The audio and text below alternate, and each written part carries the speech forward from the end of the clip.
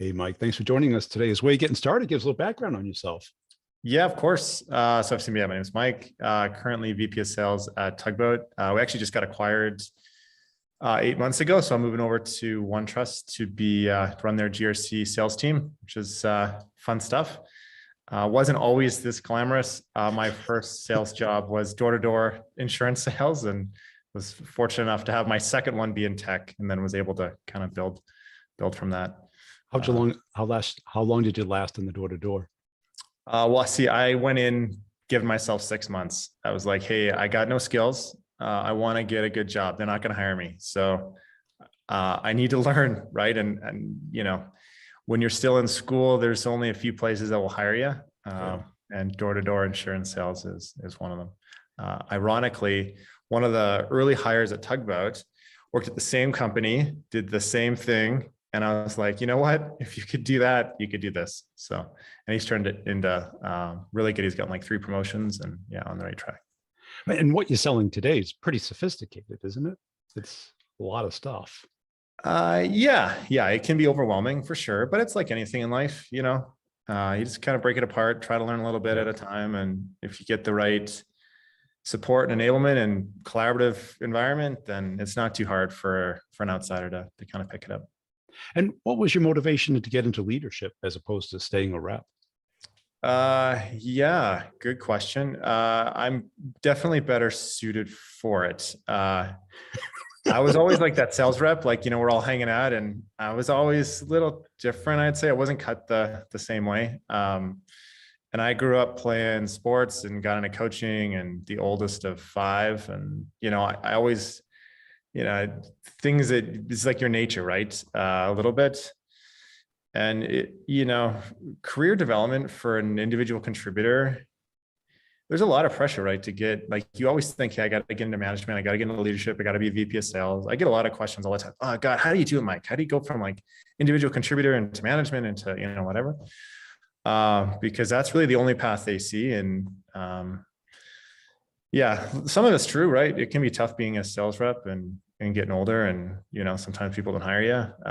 But yeah. And what about it did you like? I guess I got to assume when you said oldest of 5, you kind of were always the point person to herd the cats, right? Yeah, well, so my parents got divorced early when I was 3, remarried, had kids. It's actually, you see positive and negatives. The positive was that I was 8 years older than my youngest sibling, so I was always like the cooler older brother. That does not carry into management. That they don't look at me like, oh, Mike, you're the coolest. Yeah, definitely not. But yeah. And what about it do you like? In terms of leadership, like management? Yeah, as opposed to being a rep, because you kind of hinted that you did for not sure. feel like you were going to be one of the best reps, or you wasn't your thing, or there was something about leadership that was so much more enjoyable. It's more fun. Like, if you like building and working with people and seeing other people grow and succeed and figuring out, how to organize people and process and do that better than your competitors and all that, that's a lot of fun. Yeah. Closing deals is fun too, for sure. I still love getting on calls, and, if you're negotiating a big deal and you get a little anxiety, a little butterflies, whatever you want to call it, adrenaline, that's amazing. It's like laughing, like it's on that same level. But all the other things that go on that you got to do as a rep, isn't, That's glamorous. glamorous. Yeah. And how long did it take you before you became comfortable in leadership? Yeah, you just take little steps. So, I got into coaching. I got certified as a football coach, actually, when I was still in school. That helped. I volunteered as a board member, like a nonprofit organization. That was like a little step. I took courses in like change management and project management, and you're kind of building your toolkit as you go. And, there's a lot of good people out there. There's a lot of people, you see someone do something, you're like, I should do that. That's brilliant. And you see someone do something, you're like, I will never do that. If I'm a manager, I will avoid that at all costs. And yeah, you just try to prepare yourself for the jump. And yeah, it wasn't too bad. I was fortunate enough here at Tugboat where the team was relatively small. Like VP of sales of a team of 50 is a little bit different of getting promoted as the first time, and you're running a 10,000 person company that's doing $1 billion, and you've been like a senior director and now you're here. And so it allows for that, I think, an easier jump. And were there any surprises about it that you were like, oh, I've got to do this now? Yeah, there's definitely some isms that I share with people if they're doing a VP job for the first time, whether it's in sales or whatever. It's, you know, you get rewarded for a couple of things like hand over fist. One of them is you can't wear the me hat all the time, right? It's got to be the company hat and the customer hat. And if your relationship with your peers, your other execs, your other directors, whatever, they're way more important than your relationship with your boss. Like if you need to get stuff done, it's really your team there that's going to get that done. And you go to the CEO or whoever for either, budget or the rubber stamp or whatever, but it's really that collaboration that drives it. And a lot of people don't like own that, I think, as much as they should, The other one I've learned is that you really get rewarded with how well information flows across an organization. So bringing stuff from, sales to product to CS to management, whatever, just having a really easy way for that information to either throw from, through your CRM into Slack or whatever, so you can report on it, or you get a new hire, or you get what you're trying to answer. Hey, should we build this widget or should we build that widget? Trying to have a more constructive conversation, or at least the people in the room have a better idea of what the hell you're actually selling and what our customers actually want. And, because you get a lot of new people. That's just right. The fact of life. And you get a lot of people who have never talked to a customer. Yeah. Which, that's a red flag. If you're doing things for customers, whether product or CS or sales or whatever, you got to talk to customers, the good ones, the bad ones, people who love you, people who are churning, deals you missed, deals you got. Yeah.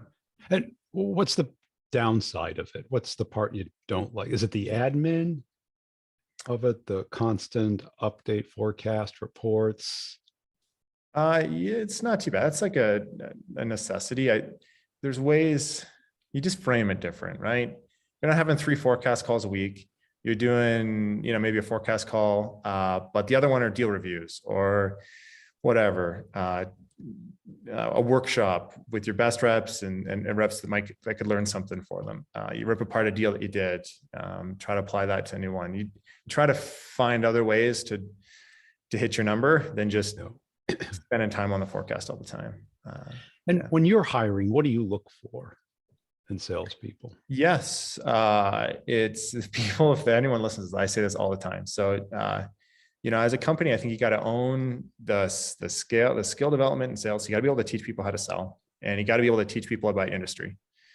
And that's on us, right? To be able to bring people in and do that effectively. And so the hiring then is more around the things you can't coach, you can't up level. So it's, how like their intelligence is a wrong word, but like, hey, how well what's their perspective on things? Can they solve problems? Can they look at things a different way? Do they have a good, head to be able to rationalize and things like that? The other one is, taking pride in your work.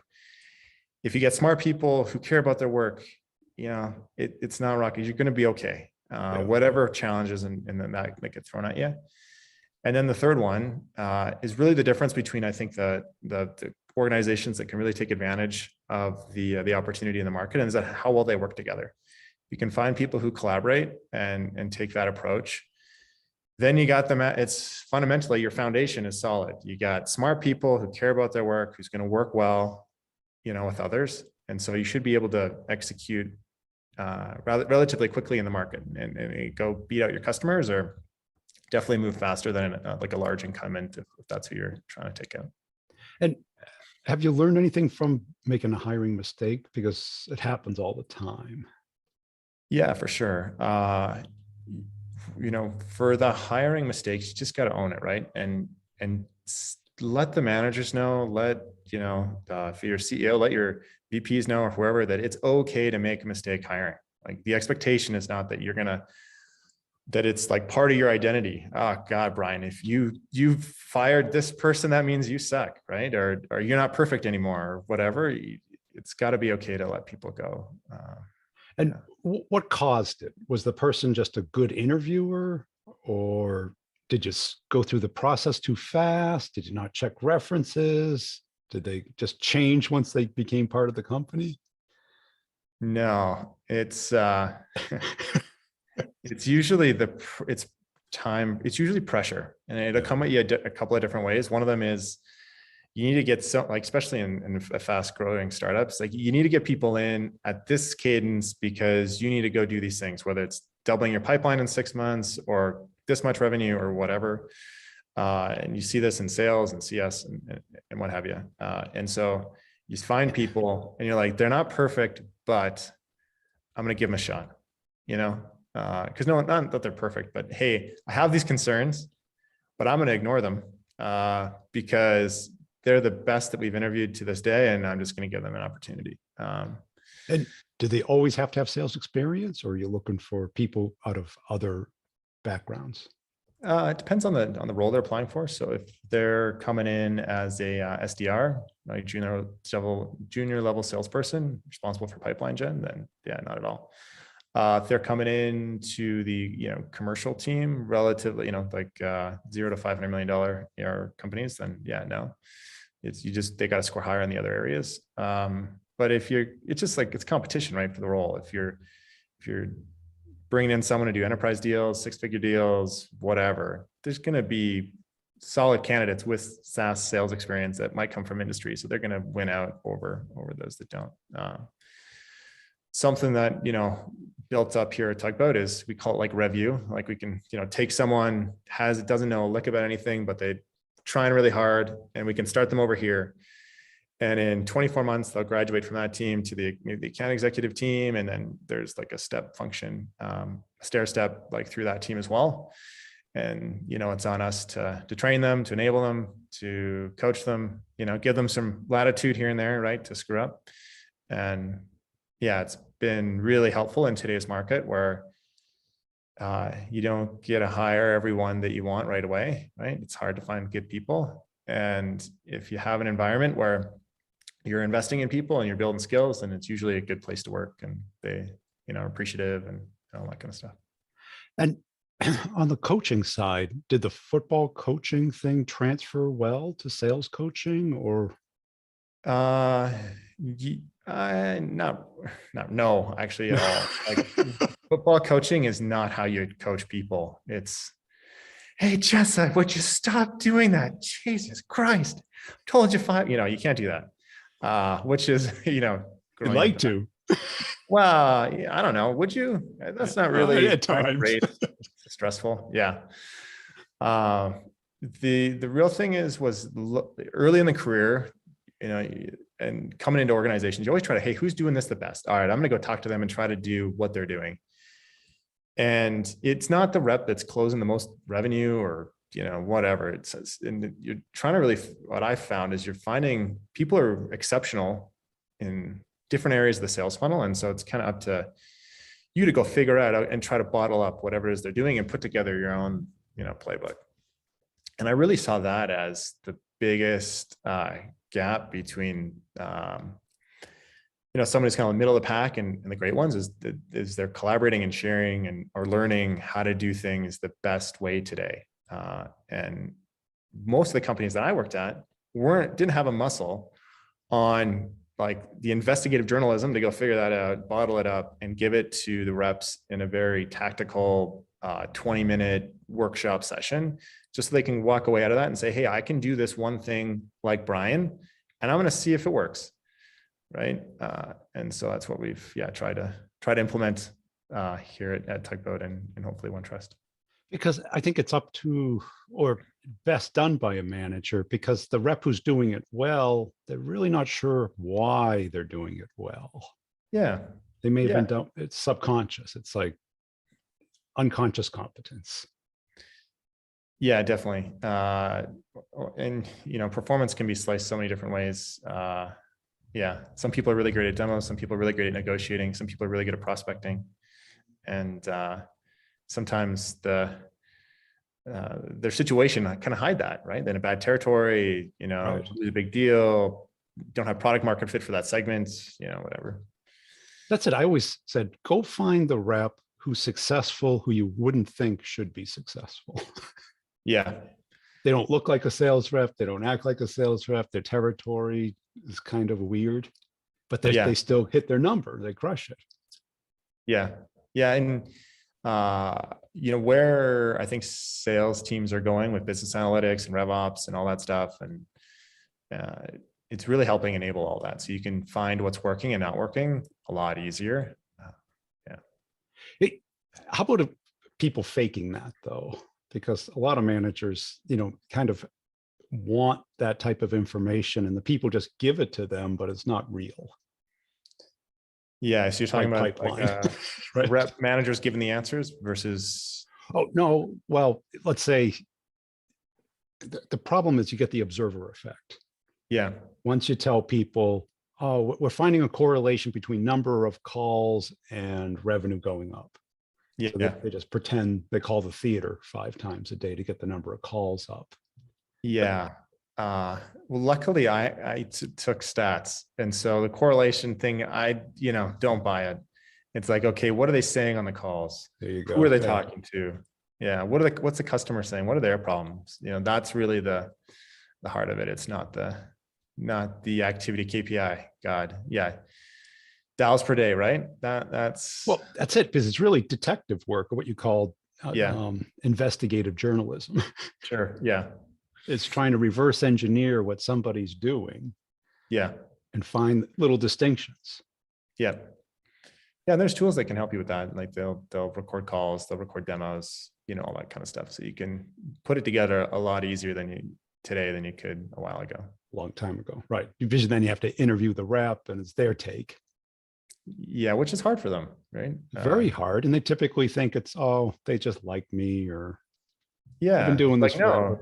Yeah, you're actually really good at linking their challenges to the outcomes that they want to get and linking that to metrics so you can get your budget approved. That's what you're good at, right? Yeah.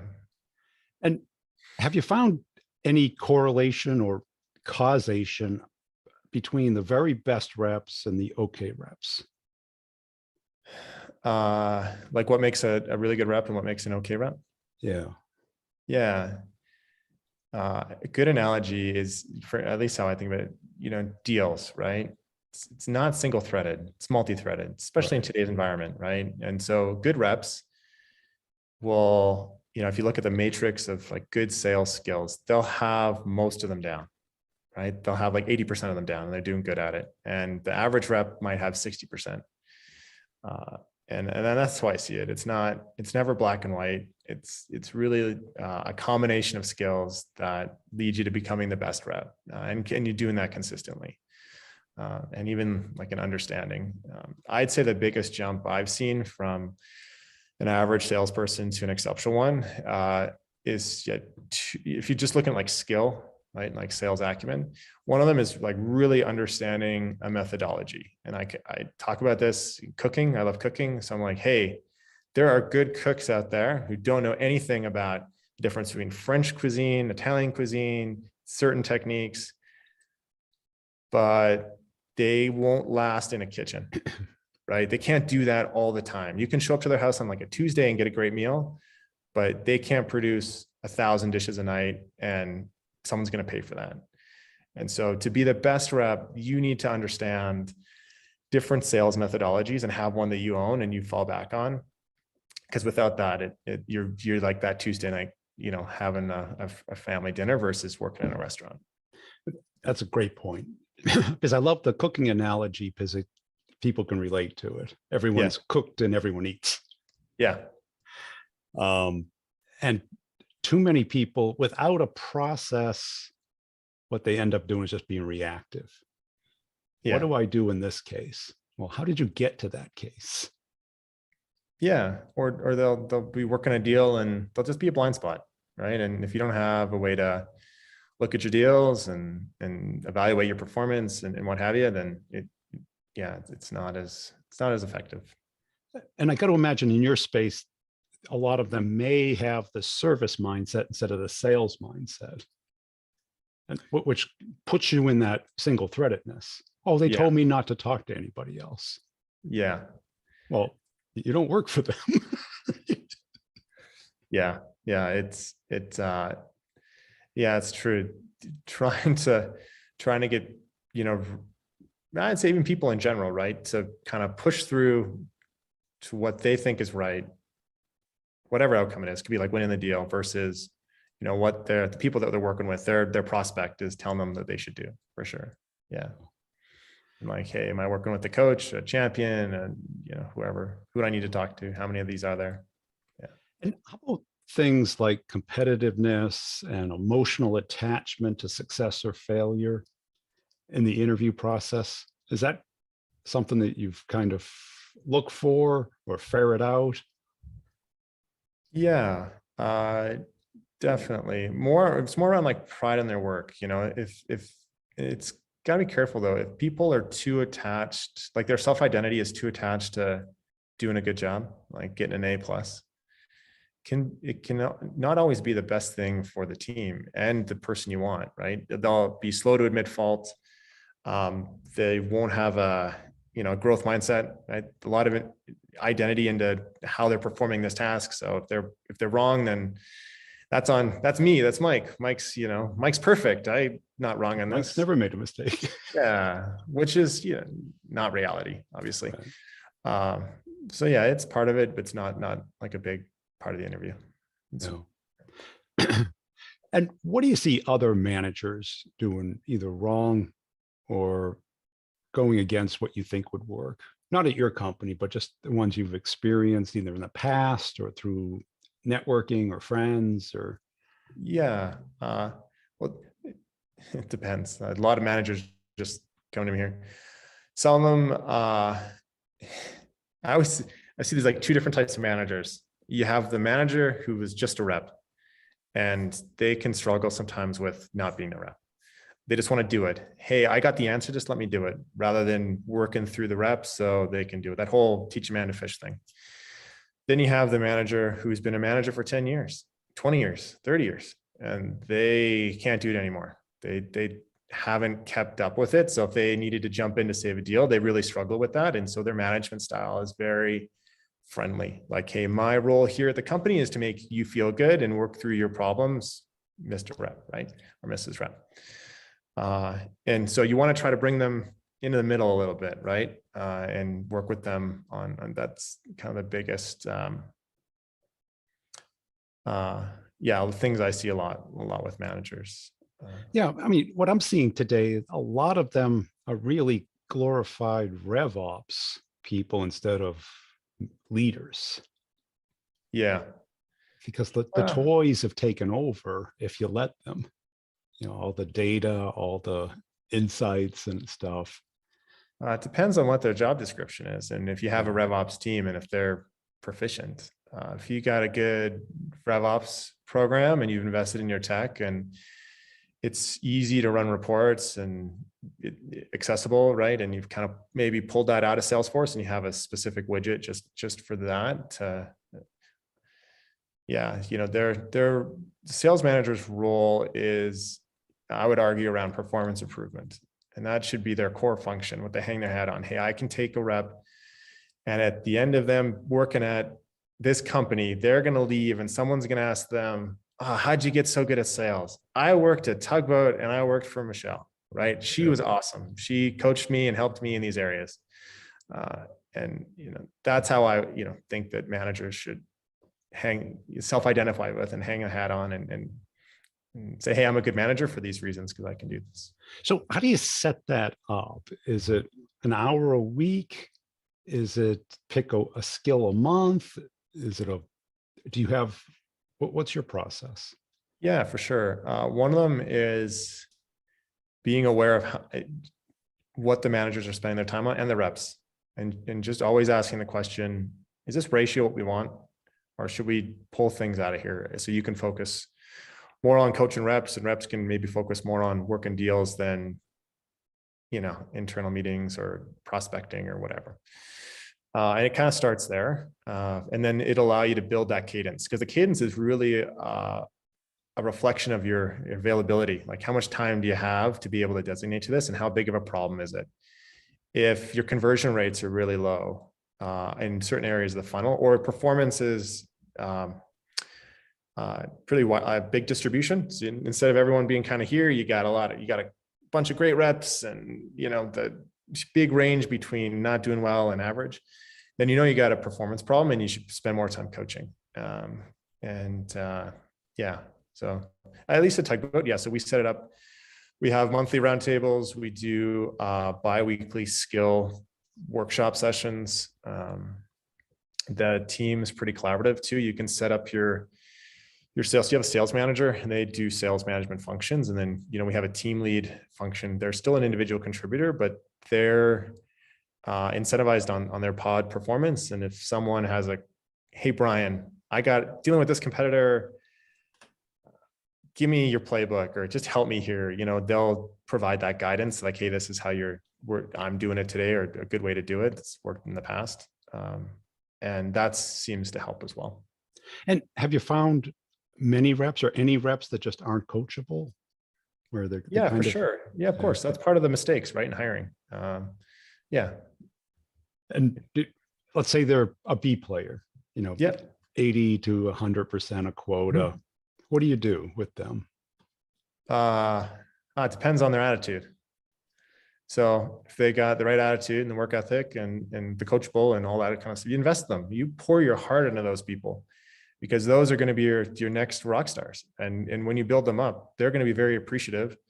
And usually, if an organization is good at taking a B player and making him an A player, that's a good muscle to have. You want to be able to do that consistently, because you can find a lot more B players than you can A players. Yeah. And you want your hiring pool to be as big as you can. If I'm walking into an HR person, it's like, hey, we need to find someone who's been in industry for 10 years, who's their top rep. You're gonna get like 3 people. How do you scale? You can't, right? Yeah.